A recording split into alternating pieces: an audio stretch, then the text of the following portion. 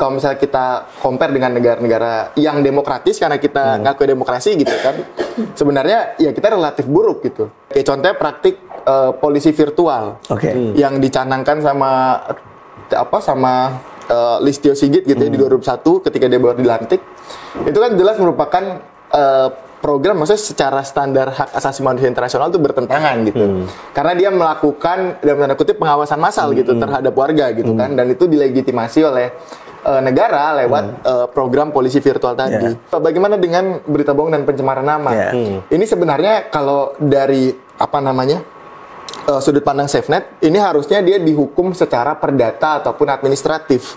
Jadi dia bukan dihukum secara pidana, tapi dia harus dihukum secara administratif ataupun perdata. Misalnya pencemaran nama nih, dia udah menyebabkan kerugian material gitu kan bagi orang lain.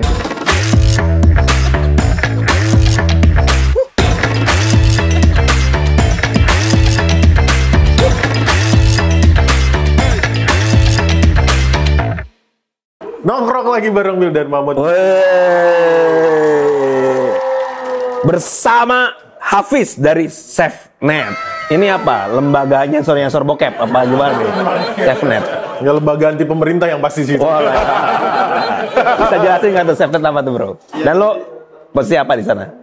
Jadi SafeNet itu organisasi masyarakat sipil, ataupun non pemerintah gitu kan, NGO, yang bergerak fokusnya itu di isu hak digital. Jadi hak digital itu yang dimaksud bukan copyright gitu-gitu, tapi lebih kepada hak asasi manusia di ranah digital. Menarik. Nah, jadi kita berdiri sejak 2013. Kita itu fokus memang cuman ke kebebasan berekspresi di ranah digital aja.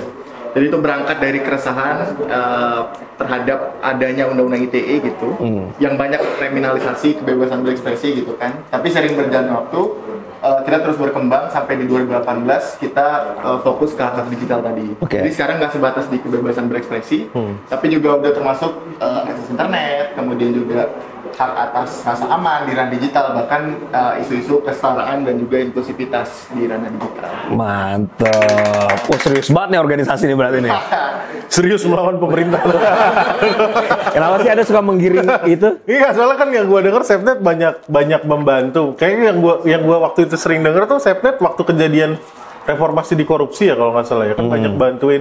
Kan kalau nggak salah banyak beberapa aktivis didoxing, wartawan didoxing gitu kan. Nah itu SafeNet yang bantuin katanya gitu ya. Itu benar nggak sih salah satu advokasinya? Betul bang, karena memang salah satu fokus itu tadi ke hak atas rasa aman gitu kan. Ini erat kaitannya dengan privasi. Nah jadi kan seringkali kayak misal tadi lagi aksi tahun Islam, reformasi di korupsi atau bahkan demo-demo mahasiswa gitu kan. Itu seringkali mereka mengalami serangan digital. Entah sehari sebelum aksi atau ketika aksi atau bahkan pasca aksi gitu. Dari kepentingan peretasan ataupun DDoS attack ke website mereka gitu ya, atau pengambilan alih akun dan lain-lain. Itu banyak sekali. Dan karena memang salah satu fokus kita tadi di hak atas rasa aman termasuk privasi, dan itu jelas merupakan penerobosan privasi gitu kan, karena dia masuk ke ruang-ruang privat kita. Kita ngebantu memang dalam hal pemulihan aksesnya atau misalnya yang dihack itu misalnya WhatsApp atau akun media sosial, kita juga bantu komunikasi ke platformnya dan komunikasi Meta gitu. Tapi menarik deh, maksud gue kan istilah-istilah kayak tadi kan doxing kan baru berkembang belakangan ya. Maksud gue dulu maksudnya apakah ya gue nggak mau menuduh pemerintah sih, tapi gue mau menuduh ada oknum yang akhirnya menyerang balik suara-suara suara-suara yang mengkritisi pemerintah, sipil yang mengkritisi pemerintah lewat hal itu tuh trennya mulai kapan sih sebenarnya? Atau apa? Sejak kapan gitu? Maksudnya si cara-cara ini digunakan oleh rezim atau oknum-oknum? Iya bang. Jadi kalau misalnya Iya, sejak kapan perkembangannya? Iya, jadi sebenarnya kalau itu cara lama gitu ya. Itu cara lama berarti? Dia secara esensi dia sama aja gitu kan. Kayak misalnya dulu orang demo dibubarin gitu. Atau misalnya dulu sekret Mapala tiba-tiba atau sekret organisasi kemahasiswaan gitu tiba-tiba dibranding sama kampus gitu. Itu kan cara lama, cuman dia kemudian bentuknya yang berubah gitu. Menjadi karena sering digitalisasi gitu ya, dan pemerintah atau negara juga belajar gitu, terutama pasca Arab Spring. Gimana teknologi itu yang ngedrive protes mobilisasi massa besar-besaran sampai numbangin berbagai rezim otoriter diktator gitu kan. Jadi dari situ memang pemerintah di berbagai belahan negara di dunia termasuk Indonesia belajar bahwasannya ruang digital ini yang awalnya dipandang sebelah mata gitu ya, kayak ini cuma ruang orang buat ngobrol aja nih, atau cuma ruang orang buat update status, update kehidupan di Facebook aja. Tapi artinya pemerintah itu sadar kalau misalnya memang ruang digital ini kalau dibiarin justru bisa berbahaya. Justru ruang digital ini bisa digunakan untuk tadi memobilisasi massa yang pada akhirnya justru bisa nge-tackle down pemerintahannya gitu.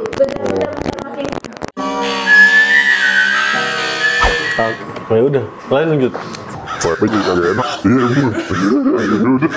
Bapak aja Pak, mulai Pak. Kenapa jadi gua lagi yang nanya? Kan tadi udah dijelasin. Jadi, jadi maksud lo jadi semenjak Arab Spring nih mati lagi?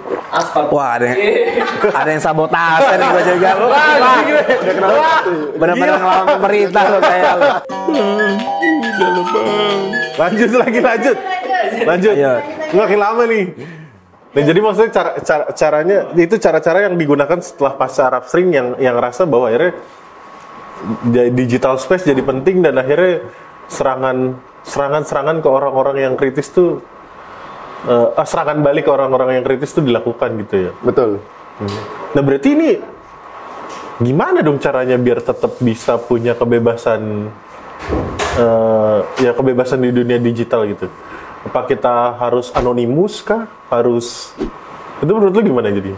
Ya ada banyak sih Bang sebenarnya caranya gitu kan. Tapi yang pasti pertama kita harus mengukur risiko dulu gitu. Kayak misalnya kita di Indonesia dengan misalnya kita warga Indonesia gitu ya, dengan kita misalnya warga Myanmar atau warga Cina, warga Rusia gitu. Beda kan, udah tuh. Itu jelas situasi politiknya udah beda. Risikonya beda gitu kan. Kayak misalnya di Rusia sama di Cina mereka jelas-jelas punya peraturan yang memperbolehkan pemerintah gitu, misalnya untuk mengakses data pribadi warganya. Tapi di kita kan sebenarnya nggak separah itu ya, walaupun misalnya relatif dibandingkan dengan negara-negara lain juga banyak yang mengklasifikasikan kita sebagai negara yang kebebasannya di tengah-tengah gitu, obstructed atau misalnya kayak partly free gitu ya, kalau misalnya ngacu sama indeksnya Freedom House. Tapi pada intinya tadi pertama kita harus mitigasi dulu, kita harus assessment dulu nih, maksudnya kita harus nilai dulu risiko kita sejauh apa gitu, kemungkinan negara mengintervensi ruang privat kita atau ruang pribadi kita di dunia digital gitu kan. Kemudian yang kedua ya setelah kita tahu risiko apa aja yang mungkin untuk dilakukan, kita bisa mulai untuk memitigasinya. Mitigasi ini banyak caranya gitu, termasuk kayak tadi misalnya kita mengamankan dalam tanda kutip ya, mengamankan akun-akun media sosial kita. Dari yang tadinya misalnya nggak pakai 2FA gitu atau two factor authentication, sekarang kita pakai two factor authentication. Dari yang tadi passwordnya misalnya buat satu medsos dengan medsos lain sama semua gitu, dan itu passwordnya gampang gitu kan. Sekarang kita mulai memikirkan gimana cara pakai password yang beragam dan password yang kuat gitu. Makin mempersulit hidup itu. Ya memang, karena prinsipnya gitu Bang. Jadi prinsip dalam keamanan digital itu, keamanan dan kenyamanan itu memang dua hal yang nggak bisa, nggak selalu beriringan gitu. Sama kayak misalnya kita punya rumah nih misalnya gitu kan, kita ada duit misalnya 1 miliar uang cash gitu. Nah ketika kita mau keluar rumah, kalau kita mau nyaman ya kita tinggal keluar aja gitu kan. Tapi ketika kita mau aman ya kita misalnya nyimpen duit itu misalnya di satu tempat yang aman, kita kunci dulu, kemudian kamarnya kita kunci juga, rumahnya kita kunci juga, pagarnya kita kunci juga, bahkan kita kalau bisa ada satpam yang jaga di depan gitu kan. Nah jadi memang keamanan dan kenyamanan itu memang dua hal yang nggak selalu berjalan beriringan gitu. Iya. Nggak pasti nggak beriringan sih ya. Betul. Iya, berarti susah juga dong. Anda kok diam aja dari tadi, kenapa? Nggak, sekali-kali saya jadi figuran loh Pak. Bapak biasanya kan jadi figuran ya saya. Ini dong. Anjir. Kadang saya kerjain nyantai dong Pak. Masih ada 2 pembicara lagi nih. Iya. Energi gue habis di sini. Tapi menarik ya, dalam artian berarti kan sekarang nih rezim udah pada tahu nih, nggak rezim di sini juga kan, rezim udah pada tahu bahwa akhirnya ada cara akhirnya untuk mematikan dalam tanda kutip ya, mematikan suara-suara yang melawan gitu kan, iya kan. Nah, lu mungkin bisa bilang bahwa akhirnya tadi kita membatasi diri kita dengan melakukan keamanan tadi gitu. Tapi di satu sisi sebenarnya yang dilakukan rezim ini satu ya, kita jangan ngomongin Rusia ya kalau kata tadi. Ini satu hal yang by law atau sebenarnya outlaw gitu jatuhnya? Beberapa itu ada yang by law, beberapa ada yang outlaw. Jadi kayak yang by law misalnya di Undang-Undang ITE gitu kan, itu ada pasal soal kriminalisasi pencemaran nama, kemudian yang terbaru bahkan di revisi terbaru itu ada pasal berita bohong yang mana ini sering gitu dalam catatan kami bahkan udah 500 kasus lebih kriminalisasi orang-orang yang ibaratnya cuma mengemukakan pendapatnya nih di media sosial, tapi pada akhirnya justru dipidanakan gitu, dipenjarakan atau paling nggak dilaporkan yang mana itu memakan proses berbulan-bulan dan seringkali justru kasusnya walaupun misalnya bukti yang nggak cukup atau polisi nggak bisa mengumpulkan cukup bukti, tapi udah capek orangnya. Orang udah capek dan itu seringkali justru digantung.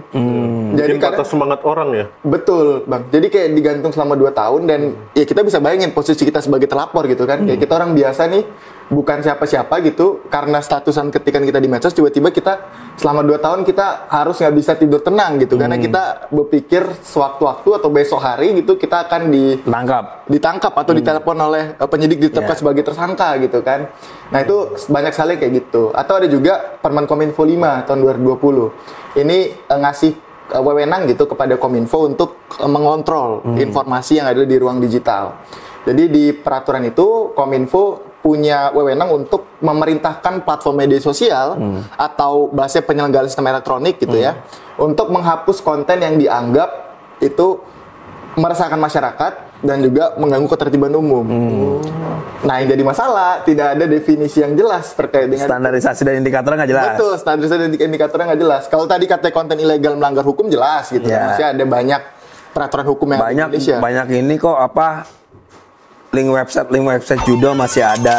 Betul. Terus masih ada. Itu justru masih ada. Gitu. Anim bajakan masih banyak. Betul. Gitu kan, Bos. Hentai masih banyak ya. Bapak nonton itu ya, Pak? Enggak. Padahal itu kan dilarang hukum kan. Kayak judul itu di pasal 272 Undang-Undang ITE itu jelas dilarang.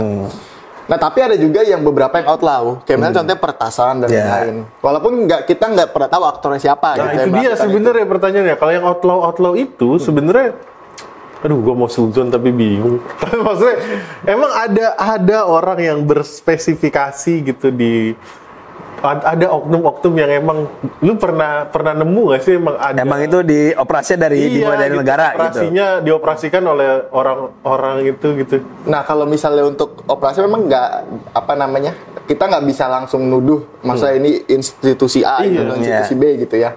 Tetapi kita bisa baca sebenarnya dari polanya gitu. Jadi kalau misalnya dilihat dari polanya, karena memang yang banyak terkena serangan itu orang-orang yang katakan tadi posisinya kritis dan itu seringkali di momentum misalnya ketika ada pergolakan sosial politik gitu ya, ketika ada aksi demonstrasi besar-besaran atau mau ada aksi massa, itu kita bisa ngejawab sendiri sebenarnya dari ketika kita ngelihat pola itu gitu. Nah, tapi yang kedua sebenarnya ada juga riset dari teman-teman konsorsium masyarakat sipil termasuk ada ICW, ada Tempo. Mereka mengungkapkan bahwasanya Indonesia itu jadi salah satu negara yang pernah mengadakan spyware Pegasus. Jadi pengadaan yang spyware itu ya, Pegasus.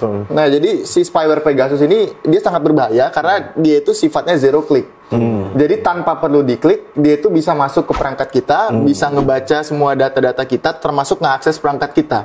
Jadi maksudnya bukan cuma ngebaca chat-chat kita aja, tapi kayak misalnya kita megang HP nih, dia bisa ngakses mikrofon kita, dia bisa ngakses kamera kita gitu. Jadi tanpa kita ketahui, bahkan ketika HP kita mati dia bisa nyalain itu gitu. Nah, jadi itu jadi satu temuan gitu ya. Walaupun kemudian dibantah sama pemerintah, sama BIN, sama kepolisian gitu, tapi ada indikasi juga memang yang mengarah ke sana gitu. Menarik. Itu kan intinya kan kalau bisa dibilang nih era pengawasannya makin besar ya terhadap kontrol publik lah. Itu kan juga atau pemberangusan. Pengawasan kalau kata Susana Zuboff kan gitu tuh. Betul. Itu kapitalisme surveillance gitu. Salah satunya kontrol warga gitu. Betul. Tapi menurut lo segitunya gitu. Maksudnya kebebasan ekspresi kita diawasi benar-benar atau pada level apa lah kalau lo ngebandingin dengan negara lain gitu. Iya, betul. Kalau misalnya kita bandingin sama negara lain gitu ya, tentu kan sebenarnya nggak bisa kita compare per se gitu, karena memang sistem politiknya berbeda gitu. Kayak misalnya kita ngebandingin sama Tiongkok, sama Vietnam, sama Myanmar, sama Singapura coy. Seberapa sering lu dengar berita-berita aneh di Singapura kan? Iya betul. Iya, Tapi itu mungkin Singapura juga jadi satu hal yang berbeda karena juga pemerintahannya juga tidak demokratis. Iya. Gitu, kan. Tetapi kalau misalnya kita compare dengan negara-negara yang demokratis karena kita ngaku demokrasi gitu kan, sebenarnya ya kita relatif buruk gitu. Karena bisa kita ukur dari berbagai regulasi yang ada, kemudian juga dari berbagai praktik yang ada. Kayak contohnya praktik polisi virtual yang dicanangkan sama Listio Sigit gitu ya di 2001 ketika dia baru dilantik. Itu kan jelas merupakan program, maksudnya secara standar hak asasi manusia internasional itu bertentangan gitu. Karena dia melakukan dalam tanda kutip pengawasan massal gitu terhadap warga gitu kan, dan itu dilegitimasi oleh negara lewat program polisi virtual tadi. Jadi walaupun misalnya di program polisi virtual polisi berdalih ini untuk mencegah orang-orang supaya nggak dikriminalisasi dengan pasal-pasal karet di Undang-Undang ITE, tetapi justru yang ada masyarakat takut duluan gitu karena masyarakat merasa diawasi gitu kan. Ketika mereka mau berekspresi ya nanti ini di chat sama polisi gitu, nanti ini diingetin sama polisi gitu. Jadi di chat sama polisi ya. Iya, di chat. Halo deh. Terus, serem juga ya. Terus serem juga. Iya gitu sih. Tapi gue mau nanya, maksud gue gini kan, proses negara kan kayak kalau dibilang kejahatan yang dibutuhkan gitu kan. Maksudnya batasan dari SafeNet itu di mana tuh intervensi negara dalam konteks ruang virtual ini gitu kan. Maksudnya kalau dibiarin bebas-bebasnya masyarakat sipil marah juga. Kalau nggak ngatur gitu, pas lagi diatur banget marah juga gitu. Jadi titik keseimbangan itu di mana sih sebenarnya? Oke. Nah jadi ini sebenarnya kalau ruang virtual itu kan luas kan, termasuk ada masalah privasi, ada masalah konten dan lain-lain gitu. Nah pertama kalau misalnya terkait dengan konten aja dulu nih ya, karena memang ini erat kaitan dengan kebebasan berekspresi.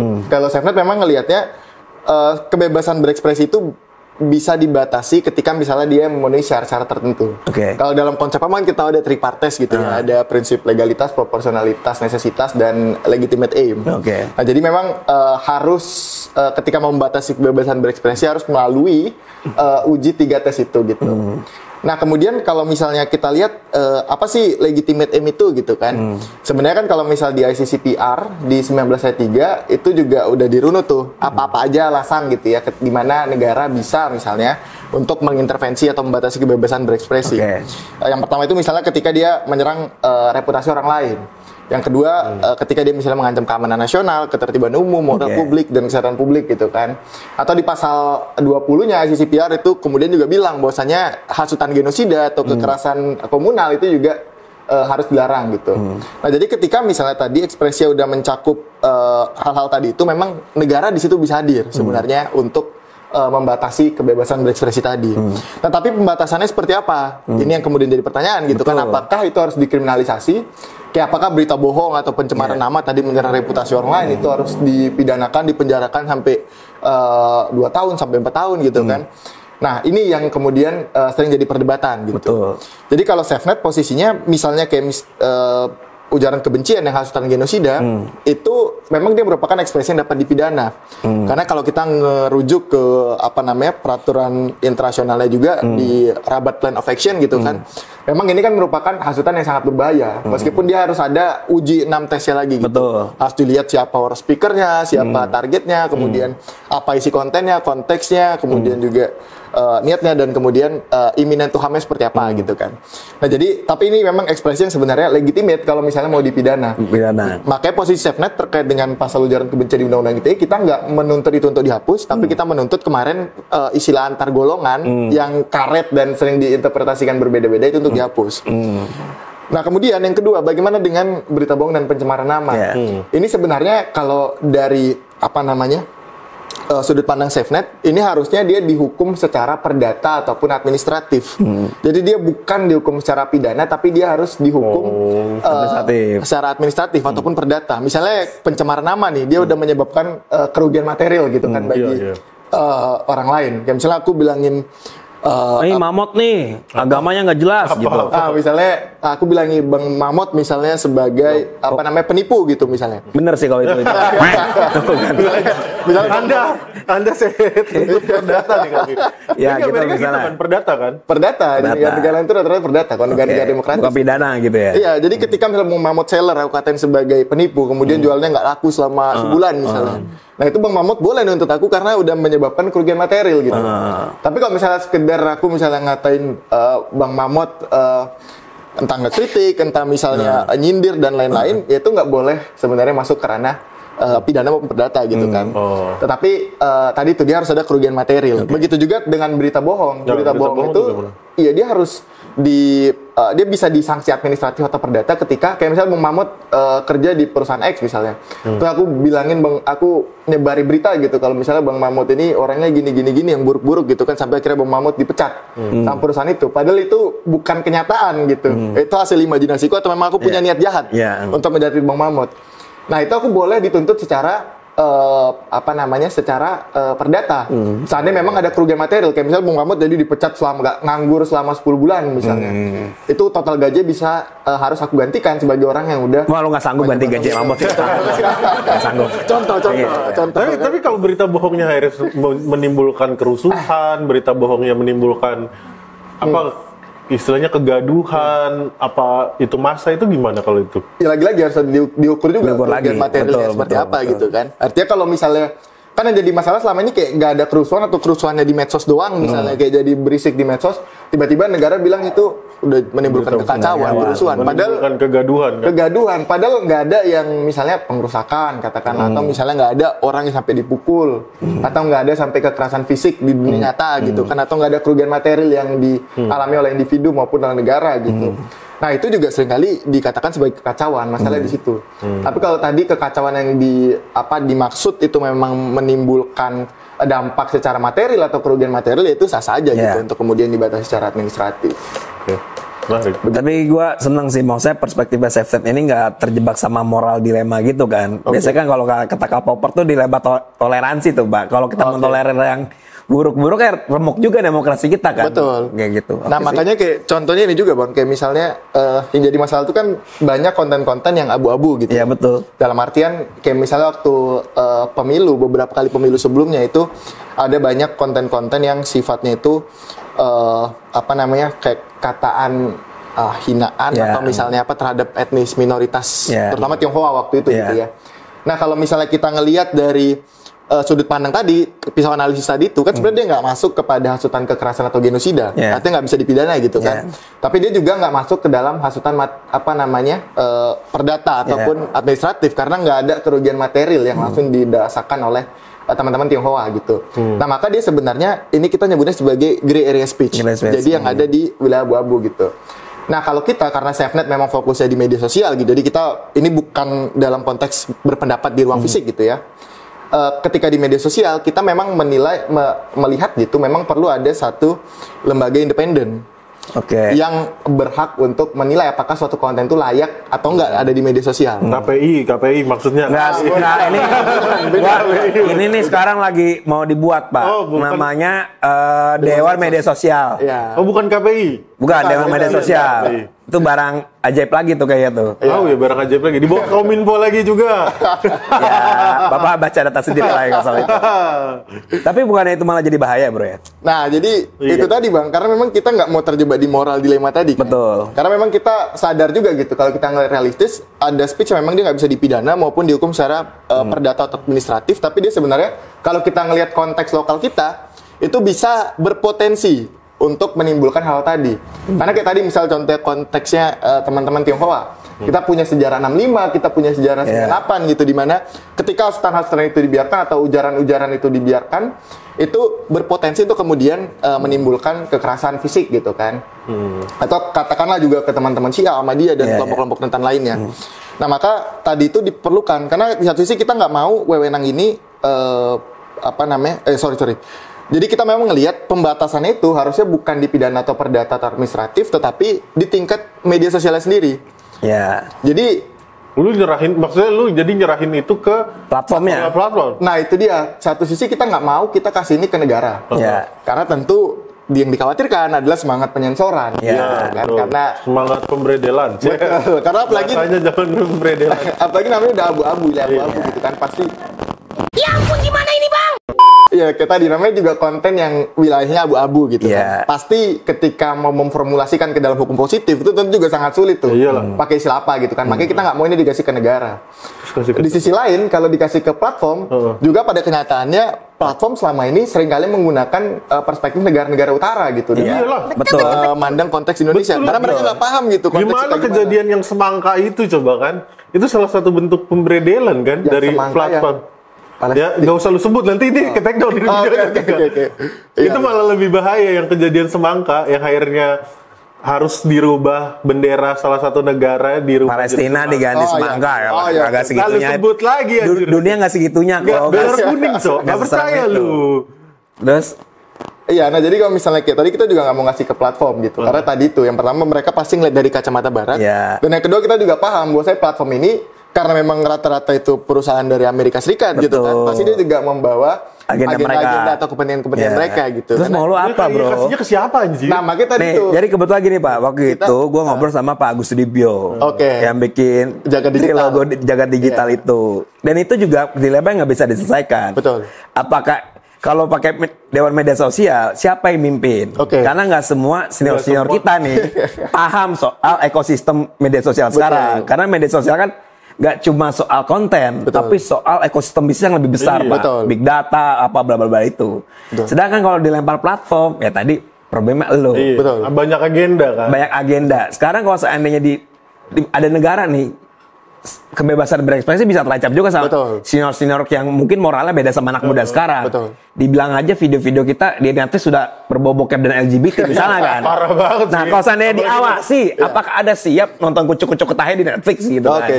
Nah, itu gimana tuh nyelesain masalah itu? Nah, Iya, jadi memang sebenarnya ini tadi memang ini dilema di tingkat internasional gitu. Maksudnya nggak bahkan Dan jujur gue bilang kalau seandainya ada Dewan Media Sosial itu, yang pertama kali ngelawan tuh gue bro. Oke. Karena tuh, wah gila kita referensi soal gaya hidup dan sebagainya itu bakal terberangus banget kalau Oke. tiba-tiba kayak ada semua KPI tapi di versi Netflix dan platform digital lain. Nah, makanya ini dijelaskan dulu kayak Dewan Media Sosial itu konsep ya kan.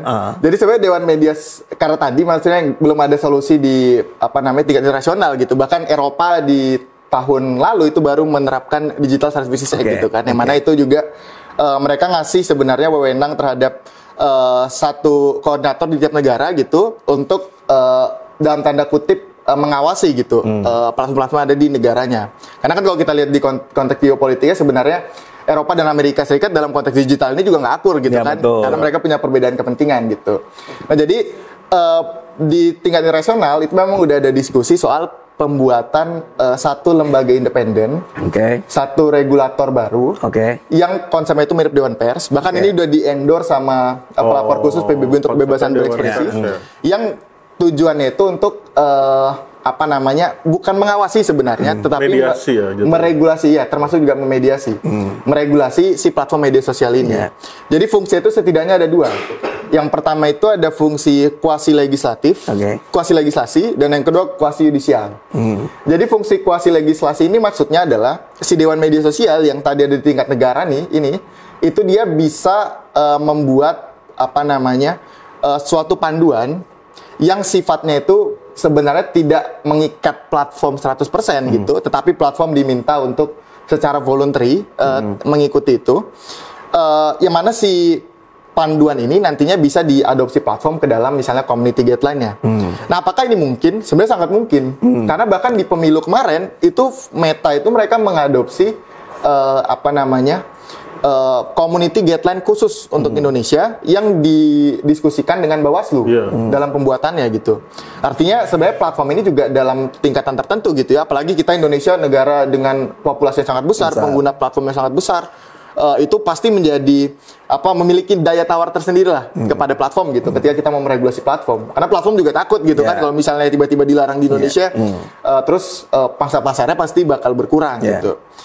Nah yang kedua tadi ada fungsi kuasi yudisial, artinya tadi penyelesaian sengketa, mediasi dan lain-lain. Jadi seandainya misalnya kita udah mencoba nih, misalnya kayak konten yang tadi yang Palestine misalnya di take down sama platform gitu kan. Udah coba banding di platform berkali-kali, tapi ternyata gagal atau tidak bisa. Maka dia bisa mengekskalasi bandingnya itu ke si Dewan Media Sosial ini. Jadi fungsinya sebatas itu dua. Sama yang ketiga fungsi konsultasi sebenarnya. Karena ini diharapkan jadi wadah multi stakeholder gitu. Artinya nggak cuman pemerintah yang ada di situ, tetapi juga ada perwakilan platform, ada masyarakat sipil, akademisi, jurnalis, perwakilan kelompok rentan tentu yang paling penting yang sering terdampak dengan konten di media sosial. Maka ini diharapkan juga bisa menjadi wadah konsultasi antar stakeholder tadi supaya tercipta kesepakatan lah gitu. Terus si platform di satu sisi bisa ngelihat konteks di Indonesia itu seperti apa gitu kan. Di sisi lain pemerintah juga nggak bisa seenaknya dalam tanda kutip untuk menentukan mana konten yang bisa diatur dan mana yang tidak. Jadi sebenarnya fungsi pengawasan yang tadi dikhawatirkan seperti yang hari ini terjadi gitu ya dengan DKPI yang nyensor foto dan Dewan Pers cuma jadi tempat backingan wartawan-wartawan kan. Dewan Pers tuh gitu bro.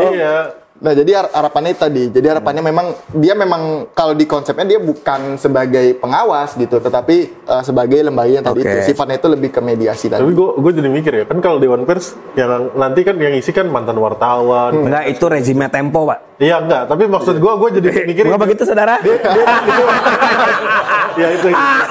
Tapi kalau Dewan Media Sosial gue mikirin Deddy Kobuser atau Halilintar nanti yang bakal jadi kayak gitu dong iya kan, mau nggak mau bakalan jadi dari pengguna dan segala macam kan. Betul, itu memang sebenarnya lagi-lagi belum ada kesepakatan atau contoh saklek best practice di negara lain gitu ya. Biarkan pasar aja.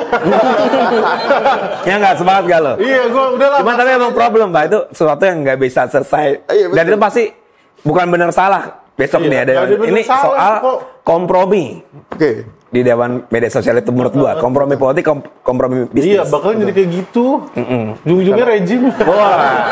Tapi ini ngomong-ngomong lah, ini emang ini kompleks banget ya, semacamnya. Dan semua orang hari ini pakai media sosial, semua orang data aja berceceran jadi jejak digital dan semacamnya. Jadi pertanyaan gua nih, kemarin kan habis kebocoran tuh Kominfo. Aduh, kenapa kesana? PDNS ya. Udah cukup dong. Menurut saya, kenapa tuh bisa terjadi dan seharusnya mereka ngapain? Advokasi hal itu nggak sih? Iya, jadi kita kemarin buat kanal aduan terkait dengan ini. Jadi warga-warga yang merasa dirugikan gitu dengan kebocoran data PDNS ini, termasuk karena misalnya dia yang nggak bisa ngurus paspor, jadi misalnya nggak jadi terbang ke luar negeri gitu. Kemudian yang yang nggak bisa daftar beasiswa dan lain-lain itu ngedaftar semua. Atau melaporkan lah kerugian yang mereka alami gitu kan. Dan nanti memang kemarin kita juga udah buat pernyataan gitu kalau kita bakal menuntut Kominfo ke PT UN. Iya, atas kelalaian lah dalam melindungi. Tuntutannya apa? Budi Ari mundur. Itu tuntutan kita di campaign gitu. Oh, di campaign Budi Ari mundur. Tapi tuntutannya di sini ya pemerintah harus transparan lah gitu terkait dengan data-data apa aja yang bocor, karena kita juga udah ngajukan ngirimkan surat ke Kominfo gitu untuk ngebuka informasinya sesuai dengan Undang-Undang Keterbukaan Informasi Publik gitu kan, dan juga Undang-Undang Perlindungan Data Pribadi. Tetapi memang sampai pekan lalu itu kita dapat surat balasan, cuman balasannya Kominfo minta tambahan waktu 7 hari lagi gitu supaya bisa diinformasikan gitu kan. Nah jadi itu jadi satu tuntutan kita. Nah kita ngelihat memang kegagalan pemerintah dalam melindungi data pribadi ini memang disebabkan sebenarnya oleh ambisi negara gitu ya, maksudnya untuk melakukan transformasi digital. Nah transformasi digital ini sebenarnya memang merupakan agenda penting gitu, karena di berbagai belahan dunia nggak ada tuh maksudnya yang menolak internet, menolak digitalisasi gitu kan. Rada jadi ini kayak kaum ludits itu kan. Kaum ludits ya, kalau misalnya dia menolak itu kan. Nah tetapi di sisi lain sebenarnya kalau kita belajar dari negara lain nih yang sangat sukses dalam melakukan digitalisasi, kayak contohnya Estonia gitu. Mereka berhasil bahkan sampai sekarang kalau misalnya kita mau nikahan di Estonia itu bisa online gitu, nggak perlu langsung gitu kan. Atau misalnya kita mau milih di Estonia itu juga bisa secara elektronik juga, nggak perlu kita berada di Indonesia, misalnya kita di luar negeri tinggal pilih aja. Nah kalau kita bisa belajar dari negara-negara itu, memang satu hal yang selama ini jadi fokus mereka dalam di transformasi digital, selain fokusnya untuk menunjang perekonomian tentunya atau pertumbuhan ekonomi, tetapi juga mereka melihat pentingnya keamanan data atau keamanan digital gitu dalam menunjang transformasi digital. Nah yang jadi permasalahan hari ini, kami menilai memang di Kominfo itu karena semangatnya tadi ya, maksudnya pemerataan akses internet, kemudian juga pemanfaatan teknologi untuk mendorong UMKM dan lain-lain, itu jadi hal terkait dengan keamanan digitalnya itu dilupakan. Bahkan kayak misalnya pelatihan-pelatihan Kominfo itu rata-rata memang fokusnya itu di daerah ya, itu untuk pengembangan UKM. Tetapi nggak ada tuh pelatihan, atau sangat jarang pelatihan yang terkait dengan keamanan digital atau keamanan data bagi warga pengguna gitu-gitu kan. Bukannya udah sering sosialisasiin sama cyberkreasi? Bukan, kan itu udah diserahkan ke vendor. Bapak nggak update cyberkreasi Pak Garap? Ya, sampai cyberkreasi. Kurang menurut lo? Masih kurang, karena pada kenyataannya hari ini ya di SafeNet kita juga nge-backup-backupin gitu, walaupun kita nggak masuk ke cyberkreasi gitu kan. Karena itu tadi memang di satu sisi fokus pemerintah untuk keamanan ini kurang. Itu kalau tadi ke warga ya. Tetapi di sisi lain ke negara juga gitu. Karena PDN ini memang semangatnya itu untuk menyatukan data nasional gitu kan, supaya tersentralisir dan lain-lain. Nah ini udah banyak aku pikir kritikan-kritikan dari pakar-pakar keamanan siber juga gitu. Bagaimana memang logika keamanan siber itu seharusnya adalah desentralisasi gitu kan, bukan sentralisasi data. Karena ketika sentralisasi data ya ini bukan ibarat. Jadi ini jadi satu makanan empuk gitu bagi peretas. Karena sekali dia bisa dapat semuanya. Iya, dapat semuanya gitu kan, nggak cuman data-data parsial gitu. Katakanlah kalau misalnya dipisahkan, misalnya data di Pemko A, Pemko B, Pemko C. Misalnya si peretas ini dia kan harus 3 kali effort tuh untuk ngejebol masing-masing Pemko gitu kan. Tetapi dengan adanya sistem PDN ini, jadi cukup ngejebol PDN-nya aja gitu. Nah jadi itu juga sebenarnya kita pertanyakan gitu. Bagaimana kemudian kapasitas Kominfo gitu dalam hal keamanan siber ini. Karena apalagi proyek PDN itu kan makan biaya yang sangat besar gitu. 2 miliar kalau nggak salah. 2 miliar per 2 triliun. Itu mah gajinya Mamor setahun. Tapi gue malah setuju loh soal PDN. Gitu. Karena menurut gue emang harus disentralisasi. Cuma yang bodoh ya emang yang bodoh lagi kok ngomongin. Ini Pak Menteri maksud lo. Maksudnya ya tingkat keamanan dan ininya aja, karena di beberapa negara, even yang gue tahu ya, kayak Singapura tuh centralized. Dan bahkan dia decentralize-nya itu di lapangan, di area militernya mereka, di Paya Lebar, daerah area militernya mereka. Dan itu bedaan kan keamanan digital ya, keamanan buat masuknya aja tuh berlapis-lapis di luarnya, dan dia mensentralisasi itu karena mereka sadar bahwa ini tuh harus disediain dalam tempat biar nggak tercecer. Kalau gue mau setuju, tapi mungkin emang yang perlu ditingkatkan itu ya, nggak tahu itu pendapat gue ya. Sama yang perlu diperhatikan ini juga Bang sebetulnya, kayak kapasitasnya gitu kan, maksudnya jumlah penduduk di Singapura ketika mereka menerapkan itu dengan penduduk Indonesia berbeda gitu kan. Makanya jadi pertanyaan juga, kalau misalnya Singapura bisa kayak gitu, Indonesia dengan jumlah penduduk yang sekian banyak dan masih ada ketimpangan infrastruktur digital. Infrastruktur digital, apakah kemudian itu bisa jadi atau taruh swasta aja lah, taruh Alibaba Cloud, AWS gitu kan. Nah itu mungkin juga bisa jadi bisa jadi pertimbangan gitu ya. Tetapi ya memang itu, karena birokrasi juga pada nature-nya karena nature-nya lambat dan memang tidak secepat swasta gitu. Jadi juga itu jadi satu pertanyaan juga gitu, bagaimana kemudian pengelolaan pusat data nasional ini gitu. Terakhir Cok. Udah. Kesimpulan berarti lo. Kesimpulan. Ini obrolannya berbobot nih. Iya, berbobot sih. Dan banyak masalah emang komentari masalah kebebasan digital juga sih. Gue ngerasa emang kayaknya Indonesia buat negara yang dibilang demokratis terlalu terbatasi, tapi buat dibilang somasi nggak ada yang ditangkap. Nah itu nggak, maksudnya somasi beda kan, backingan rejim. Nah itu tapi buat negara itu yang ada tuh yang kritik, dianggap negara yang dianggap tidak demokratis, kita juga paling bebas sebenarnya. Jatuhnya kalau kebebasan, gue ngelihat kayak di Singapura, even nggak di Singapura, di Malaysia, di Singapura tuh atau Malaysia deh yang dibilang demokratis, pemberedelan itu ada juga kok. Betul. Dan masif, dan itu bahkan udah sampai di titik di mana jadi kesadaran masyarakat ya bahwa kalau ada apa-apa gue udah nggak even buka kamera aja udah nggak berani gitu. Kalau kita kan langsung viral gitu. Kalau di tataran mereka tuh udah punya kesadaran di dalam dirinya, jangan sampai ini jadi viral gitu. Itu kan parah banget ya, dan menurut gue ya emang nyari titik equilibrium atas hal ini tuh susah, sama kayak nyari titik equilibrium pasar kan, yang nggak akan pernah ada. Dan menurut gua tangan-tangan tidak terlihat itu pasti ada lah ya.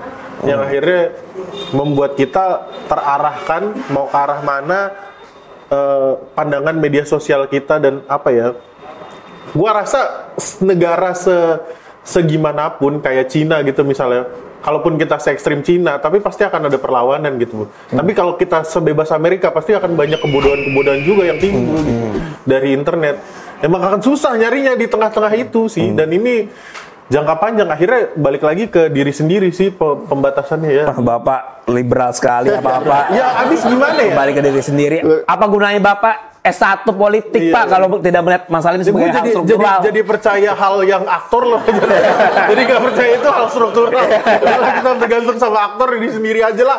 Gitu. Waduh, susah banget. Bapak. Kalau masalah data pribadi ya itu saya no comment. Karena saya udah bilang tadi saya lebih setuju. Tapi emang ya treatmentnya aja sih. Gue ngerasa di swasta tuh kalau ketika disatuin itu lebih baik. Tapi mungkin caranya aja yang ya itulah. Gue mau nyebut kebodohan lagi.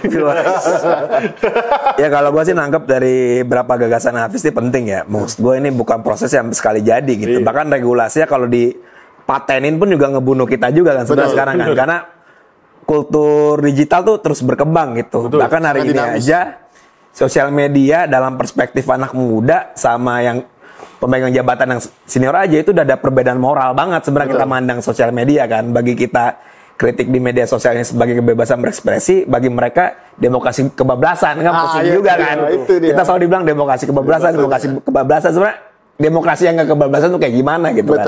Karena secara politik etiknya itu emang udah beda nih generasi yang sekarang sama yang udah lebih senior, tuh poin pertamanya. Makanya titik equilibrium itu menurut gua satu adalah titik temu antar generasi, kedua itu titik temu antar kekuatan politik, sama ketiga titik temu antar pelaku bisnis sebenarnya kan. Dan kalau ditanya mana yang ideal, kagak bisa kalau ini orang-orang nggak ketemu kan sebenarnya kan. Nggak ketemu, nggak berdebat, nggak berkompromi. Karena kata profesor siapa? Profesor lo yang ngomong konflik dan konsensus. Oh iya, Mas Wadi Rauf. Menurut gua nih memang kudu konsensus. Ya. Kalau ada konflik, ada konsensus. Konflik ini menurut gua ya di masa media sosial, ini konflik muncul tapi belum dalam meja perundingan aja sebenarnya. Kalau udah di meja perundingan pasti ada titik temu, itu satu. Terus yang kedua masalah keamanan data sih. Menurut gua ini isu yang sentral tapi masih nggak dianggap sentral, Pak. Karena tadi masih ada digital divide yang gede. Jadi negara ngerasa perlu percepatan, tapi warga yang ngerasa kayaknya gua Google juga isinya sampah-sampah aja. Jadi pas lagi datanya hilang pun juga nggak ada. Mereka ngerasa nggak ada isu gitu kan, nggak gitu-gitu. Dan menurut gua ya ini nggak bisa diselesain di isu agensi sih. Masalah media sosial malah menurut gua penyelesaian itu kudu struktural dan regulatif. Sama terakhir sih sebenarnya gue penasaran kalau mungkin Setnet bisa melakukan class action kalau misalnya ada pembuktian terhadap doxing atau penyerangan yang dilakukan terhadap aktivis tuh lebih seru lagi sih. Maksudnya apakah emang ada pembuktiannya yang bisa ya itu harus dibuktiin nggak sih? Kalau nggak ini kita menganggap sebagai satu hal yang lama-lama jadi kesadaran bahwa itu sama tambahan kalau gua intinya tuh kalau ada hoax di media sosial, ada rasis dan semacamnya, itu bukan salah netizen, bro. Salah siapa? Platform. Karena sekarang platform bisa mengatur algoritma itu. Dan menurut gua negara tuh harus berdiri lebih tegak di hadapan platform. Tidak bisa.